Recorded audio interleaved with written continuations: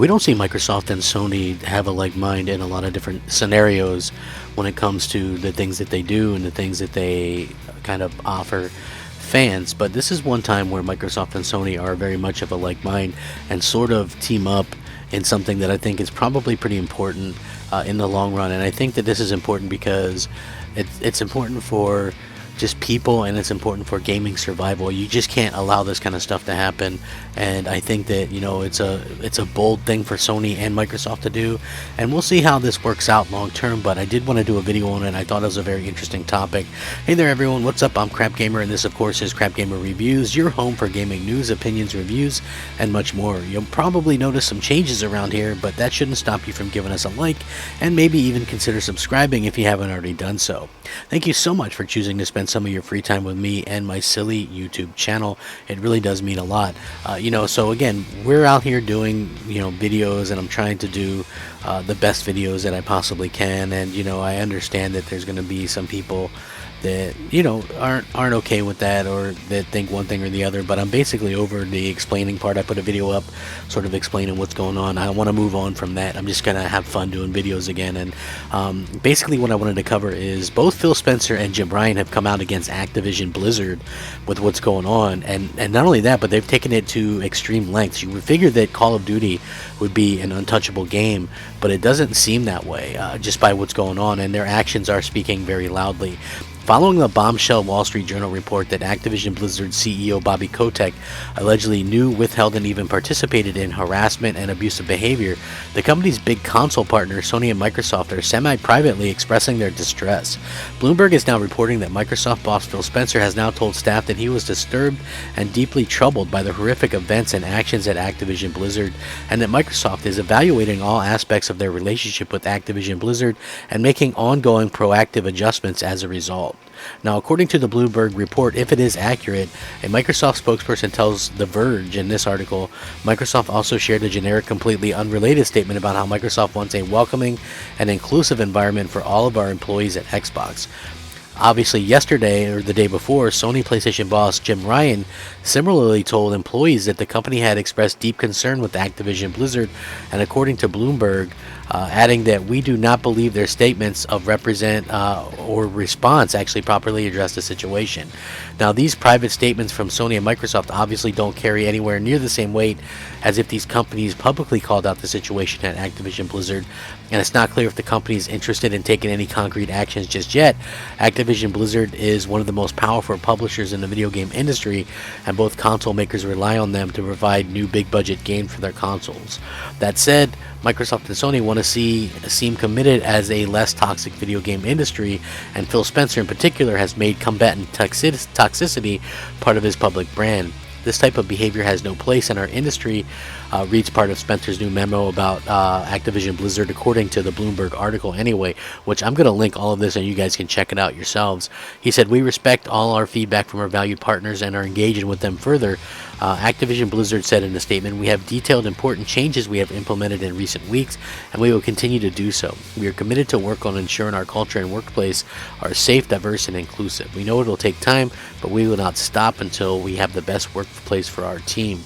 While over 1,000 Activision Blizzard employees have signed a petition to remove CEO Bobby Kotick from the company, some shareholders have demanded his resignation. The board of directors has so far signaled they're confident in his leadership. So, you have this sort of stalemate situation where some of the board members like that cash flow coming in and they're enjoying that, and so that's what we see kind of coming out of this in the long run. You can't have people support this kind of stuff and this kind of behavior in the industry, and I realize that Call of Duty seems damn near untouchable, but Jim Ryan also was very critical of Activision in a specific article that I'm going to link as well, where it says PlayStation CEO Jim Ryan is not satisfied with how Activision Blizzard has responded to its recent scandals. According to this, the outlet reports that Ryan emailed employees a link to yesterday's Wall Street Journal story saying that Kotick, among other things, intervened to keep a senior Call of Duty developer after he was accused of sexual harassment, overruling a recommendation from HR that the developer be fired.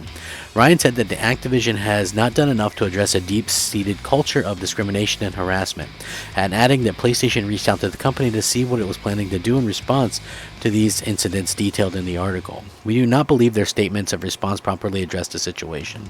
Now, in the aftermath of the Wall Street Journal article, the Activision Blizzard employee group ABK Workers Alliance called for Kotick's removal, and within hours of the company's board of directors issued a statement actually supporting Kotick. And today, this was yesterday, a group of shareholders led by those who objected to Kotick's compensation package earlier this year issued a call for him to step down. Additionally, the Twitter account of Activision Blizzard Toys for Bob, posted on Twitter using the ABK Workers Alliance preferred hashtag, saying, "Today and always, we stand in support of women and all our fellow co-workers at Activision." So that is a bit of a weird situation that we kind of face ourselves with as games. Maybe Halo makes a comeback at just the right time if you think about it.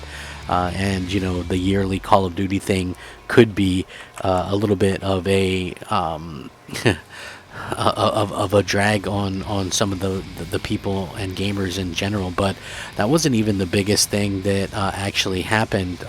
They actually removed Call of Duty Vanguard, Sony did, from its featured section following the latest Activision PlayStation situation as well. They removed Vanguard from its feature section on the PSN store, which is basically makes it harder to find the game. So yesterday, reports involving Jim Ryan being disheartened and frankly stunned by Activision Blizzard were published, and Call of Duty Vanguard has been removed from the PlayStation Store's featured section. Activision Blizzard has been constantly under pressure from what now seems to be the rest of the industry and professionals to community members alike to rectify the seemingly terrible work environment and for the right heads to roll so that can occur. So this is a really interesting situation that they remove it from the store. If you were to remove a game from the store, that would redefine the precedent already set by Cyberpunk being removed by PSN. Clearly, if a product is inherently broken, it seems Sony would be willing to do what it did to Cyberpunk to another game, but would they go as far as to do it to Call of Duty for something outside the game performance?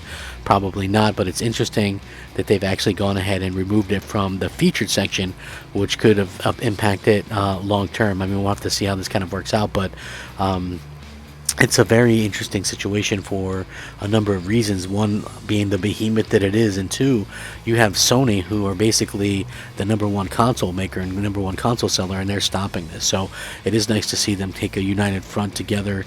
You can't have this kind of stuff. Listen, I'm against all kinds of things, right? And one of the things that I'm mostly against is, you can't be harassing people, and you can't be, just being okay with that. I mean, times have changed, things have changed, and you can't have that coming from developers. It's just flat out wrong. Those good old boy days are long gone, and it's just a shame to see a franchise that used to be one of my favorites actually take such a tumble the way that it has. And it's a shame. Maybe they can get it together and rebound from this. I'm sure they can if they just do something in a way that they can kind of gain people's respect and trust back. I think that's going to be the big part of this, and that's what they're going to have to do. So with that being said, I'm going to link all of this stuff in the description. You guys can check it out. If you do enjoy the content, consider liking and subscribing. Thank you guys very much. Rack 'em up, fact 'em up, grab gamer 'em up. Crapgamer out.